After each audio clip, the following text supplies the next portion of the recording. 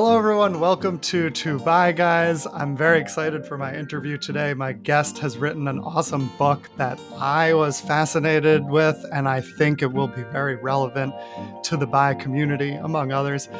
My guest today is a gender expert who works to change harmful social norms through writing, training, and facilitation. She has over 20 years of experience working in the international development sector, writing and delivering curricula in over 20 countries about gender equality, women's empowerment, healthy masculinity, and much more. And her debut book, Equal Partners: Improving Gender Equality at Home, looks at gender imbalances in our personal lives and what we can do about it. And it's available now from St. Martin's Press. So welcome to Two Bye Guys, Dr. Kate Mangino. Hello. Hi, thank you so much for having me. I've been looking forward to this for a long time. Me too. I thought, well, I got emailed the description of your book, and that happens a lot these days. We get a lot of book publicists wanting to come on this podcast, and many of them I kind of ignore. And this one I read, and I just thought, wow, I really want to read that book personally. This is stuff I'm thinking about in my partnership, and then I think so many bi people will end up in different gender relationships. We'll talk about that in a minute, but that's sort of a very common experience, and yet are working for gender equality and thinking about this maybe more than others. So it's really nice to have you to talk about this. Thank you. Well, full disclosure, I asked my publicist to try to get me on the show because I like your podcast. A friend of mine sent it to me last spring, is when I started listening, and and and a lot of the conversations that I've had since the book has come out and before are very heteronormative. So, sort of assumptions about a different sex couple, assumptions that the woman is the one that's doing more work. And there's a lot of couples out there who mirror that. And so I understand that. I understand those conversations and they're important. But there's this whole other half of what I write about moving beyond gender binary and rewriting norms and thinking about same sex partnerships and queer partnerships. And so I asked my publicist to reach out to you because I was eager to have a conversation beyond the heteronormative conversation. And so when Yeah. you agreed to have me on, I was very excited. Yeah, me too. Yeah, and I mean, we'll get into this more too, and as we go, I'm sure. But for me, when I came out as bi, I immediately started rethinking all of these norms, and that kind of became part of what was so interesting to me about being bi. Was like, oh, now that I'm dating men, it doesn't have to fall into this strict sort of structure that I always imagined in heteronormative relationships. And I kind of got to write the rules with my different partners. And Yeah. my current partner is a trans woman. And so as she's transitioned, we've sort of figured out the rules as we go. But I always think like there's no book for this. We write it No. ourselves. But Yeah. now there's a book. So now you can still write it yourselves, but at least you have Yeah. this book to kind of help guide you. Yeah. And I do think that there are a lot of universal truths that every couple, it doesn't matter what your Yeah. identity is. When two people come together to form a long term relationship, there's some stuff you've got to talk about. Yeah.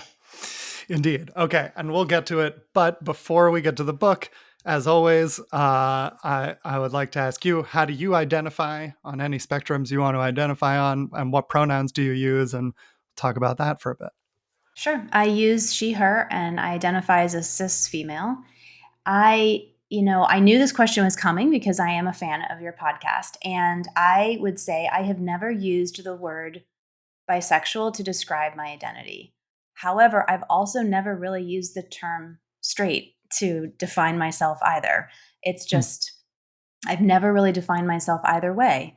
Um, and I think that in my work, I understand more and more that social norms dictate so many of our actions, more than we're probably aware of. And so I'm Mhm. interested in investigating and intentionally talking about and learning about and working through how we can change those gender norms so that we can be more open in the future to other generations. And I'll Cool. leave it at that. Awesome. Is that cool? Yeah, that's lovely. So, I guess tell us a little bit. I read your bio. Tell us a little bit more about your background and like how you got involved in this kind of work. And then, oh, hi, cat. We love when cats and dogs join on the show. I can't. I He doesn't stay away. I've tried, so we just invite them to be part of our show. Perfect. Love it. Yeah, tell us a little about your how you got involved in this kind of work, and then like what led to actually writing this book, and how'd you go about that? I've been doing development my most of my career, since I went back and got a master's in my mid 20s, and I have worked in development, specifically gender and development, for a long time. And so, in 20 years, our concepts around gender have changed. I would say in the early 2000s, development work, and when I say development, I mean changing behavioral norms in projects overseas for some sort of beneficial outcome, whether it's HIV prevention or it's curbing early in childhood marriage or um, gender based violence. There's usually a technical issue, but there's a gender norm that's limiting the success of that objective, right? And so they bring in different people from teams to help groups talk through those gender norms and think about their biases and think through what we can do to either navigate around or rewrite gender norms so that we can reach our objectives and make sure that fewer girls are getting married off and that more girls are graduating from high school and that more boys have access to healthcare. So that's what I've been doing for a long time. And I would say that when I started in the early 2000s, people used the term women in development because everyone associated gender with women and girls, which we now is outdated Mhm. completely. And that gender is about people of all genders. And it's about that equality needs to involve people of all genders. And so I think my work has come a long way just because the discipline has come a long way. I think differently about gender now than I did in 2003 when I graduated from my master's, and then the different than I did from when I did a PhD. And I hope that in 10, 20, 30 years, we will continue to think differently. Yeah. Um, It's I think I went down a tangent there. I don't know if I answered your question, but well, I just want to interject because it's like I mean the idea that it's women interested in these kind of gender studies is like very harmful, and I'm glad it's changing. And it's also harmful, like to me, because it kept me out of learning about this stuff. Like I yes, remember in college, it was the women's studies department at my college that yes. was talking about sexuality, and I Hmm. didn't know. Like I was just like that. I guess that's not for me. I didn't even Right, consider it or make a conscious choice not to take those classes. It was just, oh, that's women's studies. Like, but if it had right. been about gender or sexuality, like, I don't know, maybe I would have been clued in a little. Absolutely. And so, what we thought was progressive 20 years ago, we look back and we realize it was harmful. So, maybe what we're Hmm. doing now is harmful and we won't realize it for another 20 years. But I Yeah. think just constant self reflection is pretty much the best thing we can do. Yeah, exactly. Well said. Okay, so then I guess to bridge that gap to the book, like how did you start thinking about writing this book and why and how did you get the process going? So that I think it started bubbling up in my head when I became a parent, which was 11 years ago, and I realized that our expectations around mothers are very different than our expectations around fathers. And I was getting increasingly frustrated that I was having unbelievably sophisticated conversations around gender in Zambia, in Indonesia, in Nepal. And then in the playground down the street from where I lived, I would have people say ridiculous things to me that were straight out of like a 1950s sitcom.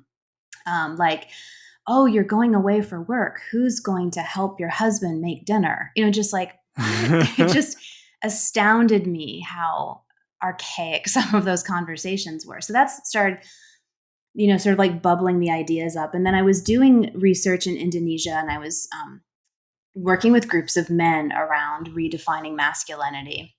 And they were lovely men and they welcomed me into their house. We were having great conversations. And after like 3 hours, and everyone's just like covered in sweat, you've just been there for a long time. Someone was like, what do American guys think? What are they like? Like, are they doing this hard work like we're doing? Are they thinking about their own masculinity? Are they trying to be better or is it just us? And I was like, I don't know the answer to that question because I only work overseas. And so that's what really made me think I would like to apply all of this cool stuff that I do with my own community and start a conversation with my own friends and family about harmful gender norms that I still see us perpetuating purposefully and accidentally. Cool.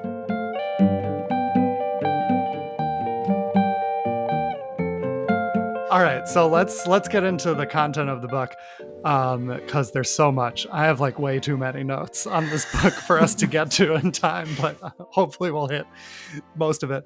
Okay, so you kind of open the book with like an anecdote about your friend, who you know is sort of realizing that like things are getting better right now with gender equality, and it's certainly a topic that's on people's minds more than it has been, and men are maybe making more of an effort to do household work than before, but that kind of still masks a like foundational inequality and an unequal divide. So can you kind of tell us the lay of the land and describe what you call a neo-traditional home? Yeah. And I will say the lay of the land has unfortunately been very heteronormative. And a lot of the research that we have, the data that we have, is grounded in different sex couples. And so I think we're Mm-hmm. just starting to get information on same sex and queer couples, which and a few people I interviewed for the book were bisexual and it was very interesting to hear how they would code switch between Hmm. who they were in a relationship with and how that would impact sort of who did what in the home. So we can get into that. Oh, interesting. We But will. I so I do think that I just want to preface this that a lot of the data that I have and I can repeat is unfortunately heteronormative, but we're getting there. So we've academics have kept chore journals since the 60s, like in different sex relationships, who's doing what in the home. And in 1965, the average was in a different sex relationship, a man would do 15% of household work and a woman would do 85%.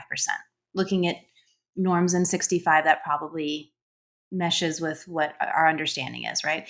By 1985, it moved to 33 and 67. So between 65 and 85, there was a very big shift in patterns in our homes. And I think that also is reflecting women entering the workforce in much greater numbers. Between 85 and 2020, it's only changed from 33% to 35% in terms of male engagement in the home. Hmm. And we also have realized in the last few years that chore journals only track physical chores, folding laundry, cooking dinner, grocery shopping. And now we talk about cognitive labor, all of that management, all of that all the expectations, all of the looking forward to what is needed in the home. Like, the dog needs to get groomed, so I need to make an appointment and I need to take time off work, and like what all of that cognitive work that we do in the shower and while we drive to work and while we exercise and while we fall asleep at night isn't being collected. So we Mm-hmm. have data to show that we still have in homes. When you asked what is a neo traditional couple, it's two people who both work, who both add to the economy of their household, but the vast majority of the chores fall on one person over the other. And we are seeing this flipped. We see in different sex couples, sometimes it's the man it's predominantly falling on his shoulders. And we even see in same sex and queer relationships typically closer to equality, but still nowhere near equal. And I think that opens up this interesting discussion about how our structures inform our social patterns, regardless of gender identity. Um, Hmm. yeah. Interesting. Okay, I wanted you to continue on that, but I found it so interesting reading the part about cognitive labor, or emotional labor, because I never really thought of that as I never even realized that's really happening, or that's something to divide. It's just like things on my mind. But when I do think about it, it's like I keep the calendar and I know in our household and I know what's coming Yep. up, and when we have to go out and do something, and like that is an amount of cognitive labor, even if when I think we're pretty equal in my household of chores, but like it is interesting to think about this whole other aspect of it. Absolutely. And calendar keeping is one of the huge things that comes up time and time again because and the more people who live in your home, imagine if you had 4 or 6 kids, calendar Yeah, keeping is all you do. I know. I only have 2, but I can imagine if I don't I even have kids, and I mean, I can't imagine with kids also if I was the only one. Okay. right. Okay, so well, I guess I have more questions, but can you continue on what you were just talking about the structures of these things that influence this? Yeah, so I think there's a lot of gendered presumptions. I think that's one of the reasons why these patterns continue to we replicate these patterns, and I talk about that in sort of earlier in the book when I talk about how oftentimes we'll say it's their personality, like the partner that does the vast majority of work, they like Hmm. it, they're good at multitasking, it's their personality, and a lot of times that's gendered. That's the way they were brought up, the way they were thought they need to behave in a relationship. Right. I also think another big piece of it are our structures. When you think about, okay, if you share a home together and the refrigerator gives out and the repair person says, I'll show up between 8 and 2. Well, if neither one of you work from home, one of you has to have a flexible job to be the one that's like, oh, okay, I'll stay home and wait for the repair person. Or we're getting a delivery and they gave me a 5 hour window. I'll stay home and make sure that someone doesn't steal it off of our front step. Or if you have pets and dogs need to be walked by a certain time, we often have one person who focuses on work and income and one person who takes a flex job that can handle all of those household stuff that comes up. And then if children enter the relationship, then you have schools that go from 9 to 3 even though the workday is 8 to 5, right? So Yeah. someone has to watch them before and after. That school asks for one parent contact number. The pediatrician asks for one parent camps ask for one. And so everything is there's things that are required for childcare that happen within that workday, and they ask for one parent's name.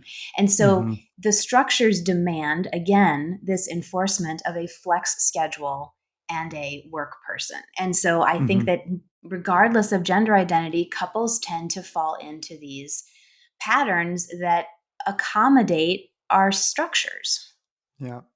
That is Yeah. interesting. It's like you can't even say, okay, you get the school emails and you get the after school program emails because then you got to coordinate. So you almost have to Exactly, exactly, pick and then it's like someone. it's more work.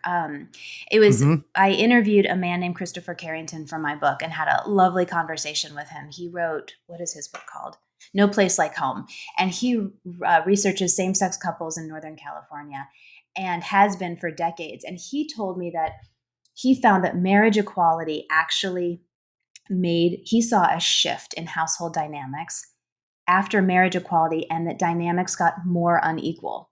And he said before marriage equality, if you were in a same-sex relationship, you were both forced to own property, you were both forced to have your own insurance, you both had to because you didn't have the privileges, right, that everyone else had that Hmm. you couldn't share. Well, after marriage equality, you had access to those structures. You could share insurance, you could co-own a home, you could have joint parenting for children.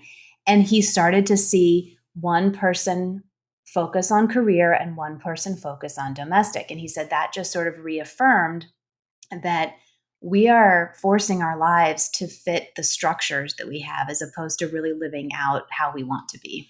Interesting. Okay, so I have a couple questions on this, but like, it makes me think of like a lot of my straight married friends who, probably are falling into this and going with these structures and dividing labor unequally. But if you ask them about it, they would probably say, "This is fine. This is just how it is. It's how we've always done it. We don't even think about it. Like we're both happy with these roles." So I'm curious, like, how can this inequality harm a family unit, even if the partners feel okay with it? So I don't know too many partners who are both okay with it. And I Oh, bet okay. if you asked They them just say both, that to me. I think the person who's doing the more work, I think the person who is tasked with all of that cognitive labor might be struggling. And Hmm. it's just no one sees that struggle. And I think this is, it traditionally is discussed in circles of women because this is something that often falls on women's shoulders of sort of like, this is really frustrating and he doesn't get it, right? Uh-huh. And I've also had a lot of men write me since the book has come out to say, I'm the cognitive labor in my home and I feel totally unseen and unheard because all these articles in the mainstream press are about how evil men are and how we're not pitching in to give our wives opportunities, but I'm the one pitching in and I feel very lonely because I don't know too many other men who are in this role. I don't have a community around me. So Hmm. so I mean, at the end of the day, if two people are happy in their relationship and it's working, fantastic.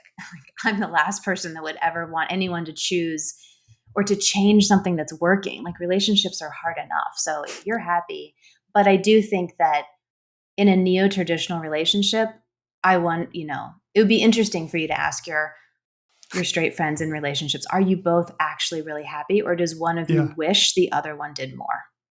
Yeah, and you probably got to separate them and ask them separately. Yeah, that might be helpful. You might get a different answer. Yeah, I think maybe that's what I am running into is, you know, nobody really wants to get into it.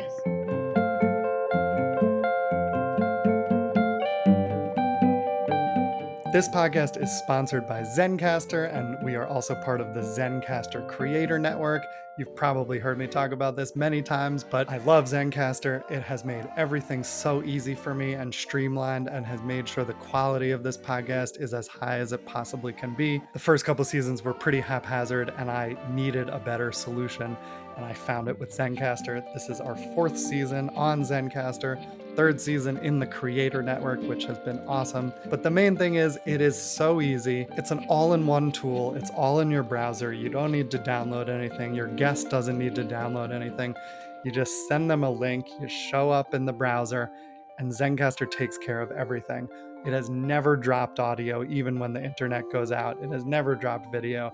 And everything is recorded locally so that it is the best quality you can get, whatever equipment you're using. The podcast sector is always changing, but it is still growing. And if you've been thinking about starting a podcast or sharing your stories, now is the time to do it. So go to zencastr.com/pricing and use my code 2BYGUYS and you'll get 30% off your first month of any Zencastr paid plan. I want you to have the same easy experience I do for all my podcasting and content needs. It's time to share your story.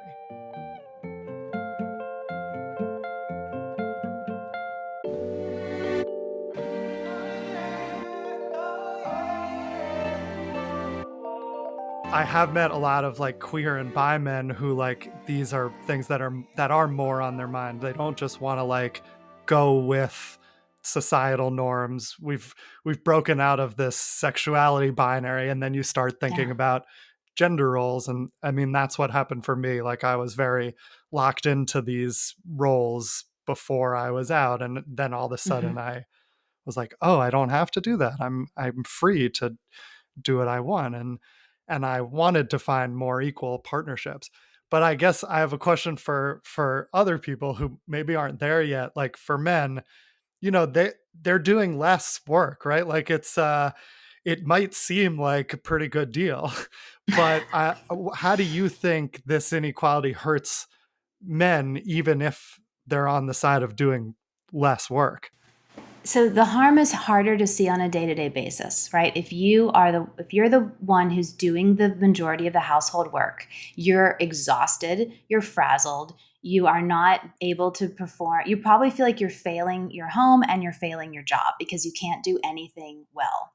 If you're not the household laborer and you have a lighter load, it might seem like you have a great deal, like you get to do less, right? You have more free time and you have more flexibility. But here are things that you don't have, and I think that when you truly have an equal partnership and you're both fully invested in your home and you have realized that age old norm that we often code as men's work of providing for your family is not just financial. Providing for your family means emotional work. It means spending time. It means taking care of, right? Whoever is in your household, it's taking care of that person, spending time with that person, fulfilling their emotional needs just as much as their financial needs. That is what providing really means. And the men who I interviewed who have understood this, have come to understood this, say that their lives are so much better when they are fully contributing to their families. They don't argue with their spouse over who has to wash the dishes because they both know they do their equal share. They feel like they have a true partner and teammate as opposed to splitting hairs over who's going to do what. Because they spend so much time in the home, they have a really deep relationship with their partner and with kids if there are kids. That you aren't just the guy that comes home for an hour in the evening and doesn't really get to know your kids as who they are, but you spend all of that time and you really form really deep relationships. And I interviewed several men who had grown kids, like teenagers or adult children, and they said, if I hadn't have put that time in when they were little, if I hadn't have been there for them through all of those years, in the afternoons, on the weekends, being there when they were sick, being there to help them with their homework, being there to talk through all of those tween and teen drama issues. Nowadays, we're just good friends. They choose to spend time with me. I hear from them on text every day. We take vacations together. They're still open with me. And they recognize that it probably wouldn't be that way if they were that sort of part-time dad that mailed it in when they were kids. Yeah, interesting. It just makes me think of how, like, my partner and I have sort of talked about these things a lot, had like meta conversations about, how are we going to talk about this? And then who's going to do what? And should we check in? And sometimes it's like, feels like so much more work to talk about it Yeah. all. But then Yeah. I do think that at least we're not then every every time there's something to do or a decision to be made, sort of having to figure it out or resenting someone for not doing something. Like, then at least we have the structure to talk about it. But it does sometimes seem like more work up front to get these things going. Yeah, I would agree with you, especially in newer relationships. I just think that there's a lot of stuff to decide and that it's worth the time to talk about it in the beginning because then you set really healthy patterns forever for the life of that relationship and you don't get stuck down the road. And I also, I encourage people to have these conversations when they're dating before they've moved in and before they've gotten married, before they've made a commitment.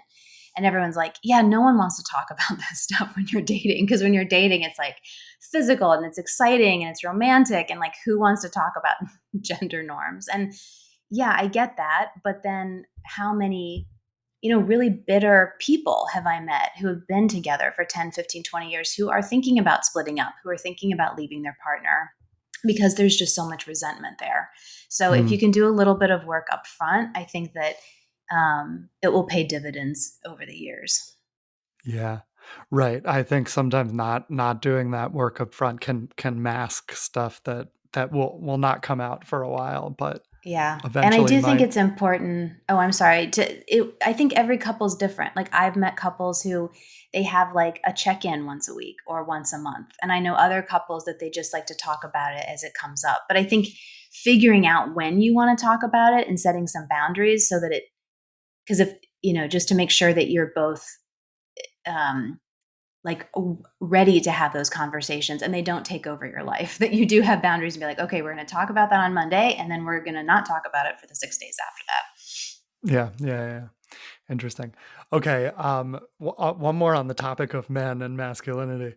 You write in the book about this image of the quote ideal man and how it's like men are seen as providers and stoic and in control and decisive, and that when you really think about it, it's not very real and it's almost an impossible goal. And so it makes men try to fit that model, but also feel like they're failing every day. So I guess, like, how does that play out? And then how can working towards a more equal partnership help with that?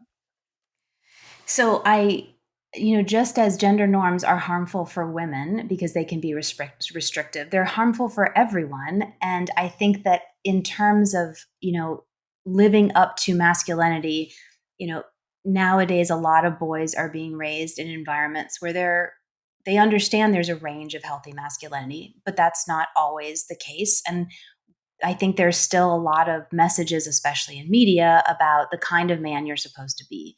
And if you have this in your head of, I'm supposed to be tall, I'm supposed to be muscular, I'm supposed to be straight, I'm supposed to be in control, I'm not supposed to be emotional, whatever. If you have this in your head, like sort of that movie image of the strong, in control guy, and if that's the kind of guy that people want to date, right? So you're trying to fulfill that for romantic partnerships. You might be trying to fulfill your parents' ideal of what a, perfect man, like whoever is expecting this.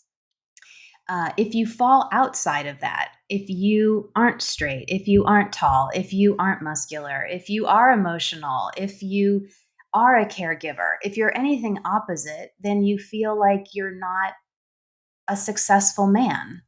And I think it's important for us, for everyone to realize, because I think a lot of times women force men in that box just as often as men force men in that box, right? Like, women want to Mhm. date a certain kind of guy. They want a guy to, show uh, a Lamont. I'm trying to think of her first name and I can't. She's a researcher in West Virginia and she studies the transition between dating and long term commitment.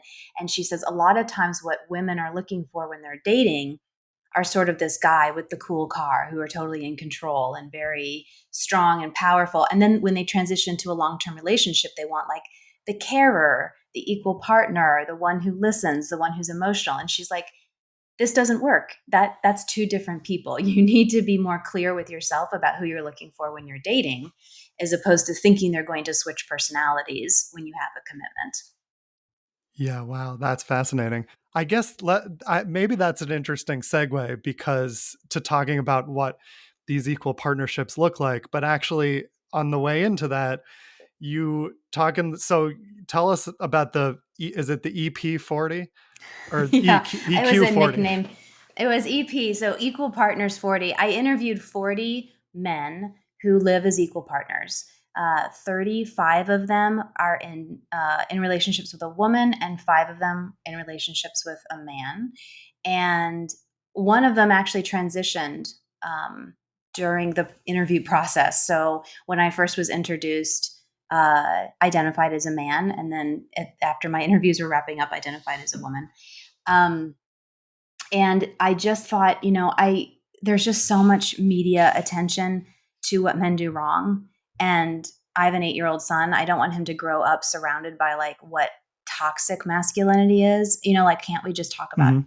healthy masculinity or aspirational masculinity or just be yourself masculinity as opposed to like, this is what you could do wrong because of your body parts. That just so I just wanted to have an appreciative approach. And so I reached out and found these 40 men who are in long-term relationships that consistently work to be equal partners in their home. Like that's just a big focus of their life and their relationship.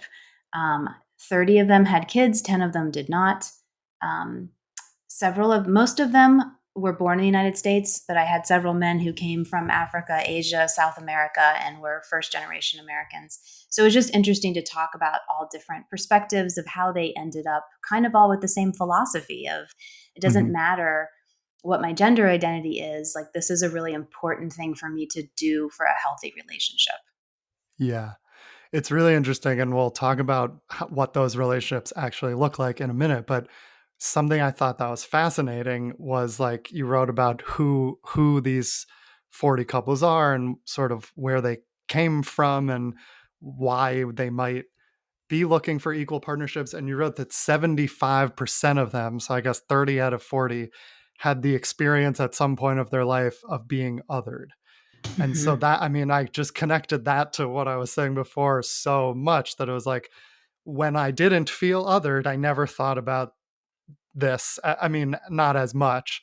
I probably would have been fine with a 65-35 split or something and Yeah. looking like I'm doing more. But then as soon as I sort of felt othered and was thinking outside the box in these ways, then all of this stuff made so much more sense to me and became a priority. So tell us about the 75% of that group Yeah. and what that And means. it's interesting because the way they were othered is very different for each one of them. Some of them were Hmm. othered because they were the only brown or black kid in a very white school. One of them was othered because he was the only kid with a disability in his high school. You know, othered because they were a new immigrant and they struggled to speak English, right? So everyone is othered in a different way. Some are othered because they grew up bisexual or gay and that they were othered due to sexual orientation. But just having that awareness, it's like taking the rose-colored glasses off and seeing things for what they are and Right. experiencing being that minority group Right. that makes you like, oh, there are lots of people that feel this way when we're on the outside and we can't get in no matter what we do because it's who we are. And having, you would never wish your kid or your nephew or niece or whoever to be othered. But when it does happen, and it probably will for most kids at some point in their life, to use that as a teachable moment and to talk about, okay, how do you feel? And let's put words to those emotions and let's talk through that. And then let's talk about how you're going to work to prevent other people from being othered in the future. Right. And I think that self awareness can be a really important, you said for yourself, it was a really important step for you. So use that as a teachable moment for everyone.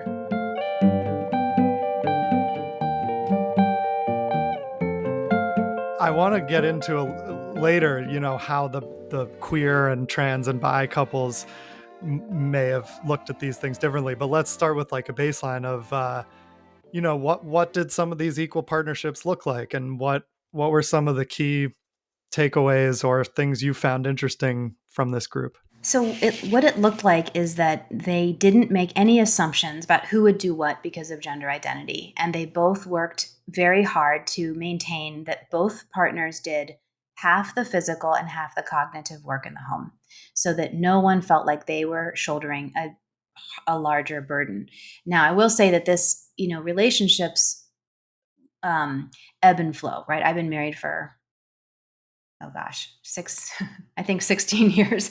I think we get in trouble. 17, anyway, right around there. And so I get it. I get that there are months that are things happen, right? Like people get sick and jobs, I don't know, are more demanding. And there are always going to be weeks or months where that shift is going to change. But when so the couples did not follow each other around with like a spreadsheet or an app tracking what they're doing. That's not what it looked like. What it looked like is from 10,000 feet over the course of time, there was no resentment because both people were fully committed to the relationship and doing half of the physical and cognitive work. And that looks different for every couple, but it was that missing piece of no resentment, no animosity, and degendering everyone's work. Hmm. And so, for some couples, it was like, we both hate cooking, but someone has to do it because we have to feed the household every night. So let's switch on every other month, right? And because we just don't want to make one of us do it all the time. It was having conscious and intentional conversations about like what has to happen to make our house run and how can we divide this equally. A lot of people chose like domains, and Hmm. sometimes it would stay for the life of the relationship and sometimes it would switch monthly or annually. But like, I'm going to be the food person. So I'm going to do all the grocery shopping. I'm going to make sure we always have staples. There's always going to be something in the fridge to cook for dinner. There's always going to be stuff in the fridge to put in lunches for kids. That's my job. The other person doesn't have to think about it. And by not having to think about it, that frees up so much cognitive capacity. And then the other Yeah. person will say, okay, because that's a big job, food. So the other person says, okay, I'm going to do laundry and cleaning. I'm going to make sure that someone always has their uniform clean for soccer practice. You're always going to have enough, whatever, shirts for work. And then the other person doesn't have to think about it unless you ask. Another interesting trait that all these couples had is if one of them went away, the other person had no problem keeping things going, which meant that they were both aware of what had to happen in their house to make it run. So it would be Uh-huh. harder because it's harder when your partner's gone for a week or two on a work trip and you have to do all the things. But no one had to make a list, right? Like how many stories have I heard?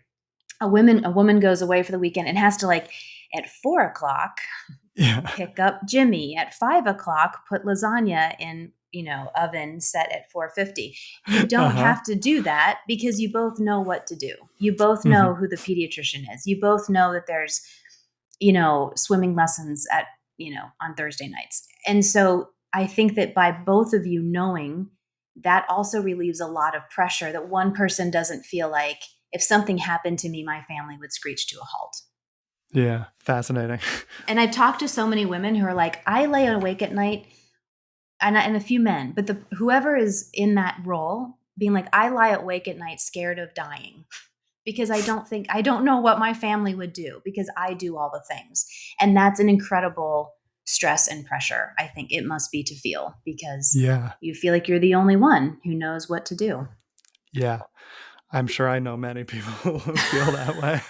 Um, okay, so I asked this in a different way before, but it came up again in the book of like for for men who maybe don't want to like it's have this quote privilege of like not having to deal with all that and having a more equal partnership will require this like sacrifice, or I mean that may be how some people look at it, but you wrote in the book about how that's not the right way to frame it, and that being an equal partner is actually more rewarding for both partners. So like how have both partners felt rewarded in among these couples when they're actually doing that? I think that there's a tremendous amount of stress and pressure in sort of financially providing for your family 100%. And so the men that I've talked to are like, when I took on more care work in the home and more labor in the home, I could also let go of a lot of that pressure, because equal means that we Mm, are both equally responsible for bringing in money, and we're both equally responsible for care in the home. And that was worth it to them, because carrying that sort of heavy, I have to make a certain amount of money, I can't switch jobs, it doesn't matter if I'm horribly unhappy in my position, I'm stuck because I have to bring home a certain amount of money and it's not enough and I feel pressure to go out and get a second job, whatever that is. Equal partnership means you can give part of that away because you're sharing in everything. And so I think that that was one um, huge benefit for men, that they would say, I used to carry a lot of stress around and now I don't have to. And and men who are fully present in the home, again, tend to have those emotional connections with family members and their partner that more absent men don't necessarily have. And when you have those mm, deeper connections, that brings you joy and happiness, and that also alleviates stress. So you actually see less physical health problems in the long term because you have less stress and mental or emotional health problems. mm. Interesting. There was a good I'm trying to remember the state of the world's fathers was a UN report, and they do it every 2 years, and it has really interesting data on sort of the health benefits to fathers in particular when they are involved fathers and equal partners in their homes. Huh. Interesting. Okay, we'll try to Mhm. link to that and put it in the show notes. Yeah, Give men more motivation if they don't have it already. yeah, Um, you also talk in the book about the spectrum of where men can be in these relationships, and then sort of where women will fall based on that. And it's sort of from the king of the castle to the hands-on husband to the equal partner, and that they're not necessarily. We love spectrums on this show, and they're not necessarily these distinct rigid categories, but that it's a spectrum, and that these couples that you interviewed are moving towards it, but everyone's sort of in a different place on the spectrum. Can you talk about that spectrum and where you see people moving sometimes? yeah. I think that so I what I wanted to do is, because I think there's a lot of men out there who think they're an equal partner and they're not. They're Hmm. helping. They're, oh, I always do what my wife Right. tells me to do. Okay, you're not an equal partner. Yeah. Right? Like she's the manager and I just help out. You're not an equal partner. And so, but I think that we overpraise men because we have a culture of overpraising men. And so I just wanted to point out and clarify, you know, helping husbands, okay, you're better than the king of the castle. Like you're not like Homer Simpson. And that's great that you're better, but you're still not an equal partner. And we still have further to go. it was hard for me to convince people that this book needed to be written because people were like, we don't have a gender problem. Like, we've reached equality. What are you talking about? And so that spectrum was like to help me articulate where we are and be like, yes, we have come so far in the last several decades. And yes, we have so much further that we could go. So by defining what that helper is and then what a true equal partner is, and then, yeah, you're right. They're not three buckets. It's a continuum with like 1,000 points in between. And there are men that do more than 50% of work in their house. And, the continuum can continue in both ways. Yeah. I thought some of the ways you reframed these things were so interesting in the book, like the one you just mentioned of like this supervisor employee relationship, which like I've seen that a lot. It's like, oh, I do whatever Have my you? wife tells me, and I do a Yeah. ton, I do more than her, but she tells me everything to do, and it's like that's like a job, not like a co-manager situation. It's Right. like a job, but there's no accountability. It's not like you can give a bad performance review and or dock someone's pay or fire them. You're their partner. I Yeah. thought that Yeah. one was And so that's not interesting. sexy. Like, who wants to have their Yeah. partner tell them what to, like, I don't want a list of things to do from my Yeah. partner. That's not sexy. Yeah. I also thought the bossy wife decoy was so interesting. Do you want to explain what that means? I see this all the time. I see it coming from not just men. I hear women defining themselves this way too, but just like, I wear the pants in the family, or like, she makes all the rules. And so it gives off this air of her being in charge. And so she's in charge, she's making all the rules. It's her choice to do things this way. I just show up. But, again, she's still doing the vast majority of the labor. She's still doing all of the cognitive work. I think it's an excuse to, sort of like, that's why I call it the decoy. It's like, look, there's a bird. It's like we're talking about gender equality and it's a distraction to get people to think, oh, but if she was wearing the pants and making all the decisions, then she's happy. But I think that's not the issue. The issue is we're talking about two people in the home. You're both working full time outside the house. Why is all of the cognitive labor resting with her? Yeah, right. Yeah. Yeah, that one was interesting. It's like I think I saw that a lot growing up Yeah. of like it seems like the woman's in charge, the wife is in charge, but actually that's an Yeah. illusion. It's by default because the husband's not doing anything. It's like Right, right. So somebody has to take the charge, but it's weaponized incompetence idea. Yeah, exactly.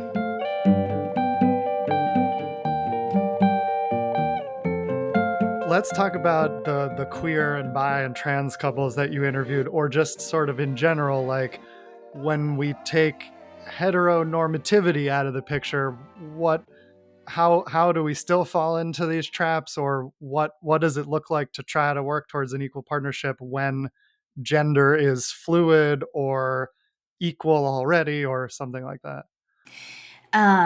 So many thoughts. I'm trying to think, what do I say first? So Yeah. yes, so kind of going back to your personal story that you shared earlier about how when you came out as bi, you were forced to rethink through gender norms, and that helped you sort of process a lot of patterns that are gendered that you had been doing that maybe you want to change now because of your identity. So I think I saw a lot of that of people who are like, we're comfortable, we're more comfortable talking about gender norms than perhaps a different sex couple or heteronormative couple. We do this anyway, we've been forced to do this since we were, however old. Society has made us think through gender norms. And so we are more comfortable talking about it and thinking through it. And they still kept falling into gendered patterns of sort of one person. Oftentimes, it wasn't coded as gender, it was coded as financial. So the person who earns more in the relationship would take on those male coded roles, and the Hmm. person who earns less would fall into the female coded roles. Sometimes it was hours at the office. Oh, I have a really demanding job. I have to be present at work 60 plus hours a week. That person falls into the male coded roles. The other one would fall into the female coded roles. And interestingly enough, I interviewed two women who were bisexual, and in the interview, they were currently with women, and said that in past relationships with men, they would fall into this female role very specifically and heavily. but then they preferred being in a relationship with a woman because they were both women, and so they were both had both been socialized to take care of the home, and so they could have much more direct conversations, and they were able to find equality easier than when they were in a Yeah. relationship with a man. Yeah, I identify with that so much because, like, my partner is a trans woman, and like now there are certain things she wants to be in the traditional woman's role because that's this thing she never got to experience, and it's always been this desire. But when we met, she didn't identify that way. I didn't know, and it was really one of my first, non heteronormative relationships, and I had always felt locked into these roles, and then suddenly with my partner, we got to figure it out ourselves. We didn't have to do it that way. And then even when I want to be in that traditional masculine role or in certain ways, at least it was a conscious choice and we got to think about it and talk about it. So I identify with that very much. But I still think it's hard. I still think that even with all of that, with with all of that that you're bringing to a relationship, and that excitement and that readiness to talk through it, it's still hard. And so I think Yeah. just having that expectation that we're not going to fall into equality now. And I don't think anyone, that's the message. No one falls into equality naturally. I think it takes Mhm. intentionality no matter who you are. Right. Well, yeah, I mean, for all like, for all my talk about, like, we get to write the book ourselves, like, we still had to then write it and figure it out and Right. like, oh my God, it's not easy to figure that out. And then, sometimes we both want to do the same thing and don't want to do the other thing, and it needs to get done. And I guess that's another question I have, both with queer and same sex couples, but also for anyone. Like, different people have different strengths and everyone is different. How do you sort of balance like gender parity or just equality in a partnership with also playing to each other's strengths and interests? Like, what if you fall into a these different roles, but it feels like your personality? How do you really know if it's equal or Yeah. not? I think that's a really good question. Want to hear Kate's answer? Head over to my Patreon.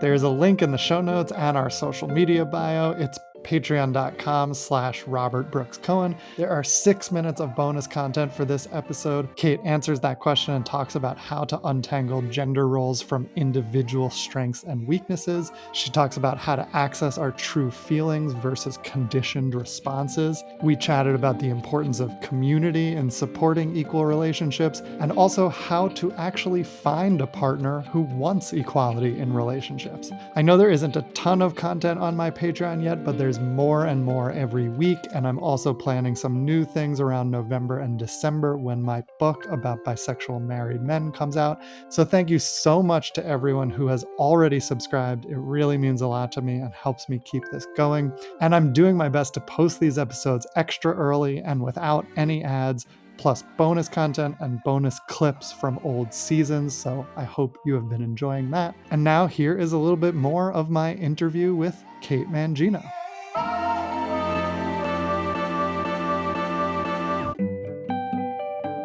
In terms of raising kids, I don't have kids yet, but someday I hope to. How do you raise kids who will grow up wanting to become equal partners? And like, how do you model it? Does modeling it trickle down, or are there other things you can sort of do in raising kids? We might need another hour to talk about that conversation. That's a big one. Yes, I Yeah. think role modeling is really important, but I don't think it's everything. I think that role modeling is important, but talking about it is important. A lot of people I've interviewed over the years have said, like, my parents actually role modeled equality and I still didn't get it. So you have to have those intentional conversations paired with role modeling. Or when there's negative role modeling, whether it's your own relationship or a neighbor or a relative, point that out, not in front of them so that it's weird, but like on the car ride home, just be like, hey, how did that strike you, the way they were behaving? And, talk about it out loud. Mm, And that it is appropriate. I have talked to my children about gender race and ability since they were toddlers. You just do it in stages. You talk about consent in stages, you just make it age appropriate. But kids are really capable of having deep conversations from an early age. And so I would just say don't shy away from it, and have be willing to have those hard conversations with kids and help them figure it out on their own. But I think that role modeling needs to be paired with conversation. Yeah, I also I really connected with the part where you were talking about, I mean, it's related to what you said, but to teach kids and especially boys to how to articulate their feelings and how to actually think about their feelings, because I think that's something I've had to work on in adulthood, because I wasn't always comfortable articulating my feelings. And Yeah, actually, that may not seem totally related to splitting chores, but it actually really is the foundation of it. I think you have to be able to check in with yourself and then express it in a kind way to your partner, but express it authentically. Otherwise, you're not going to move forward.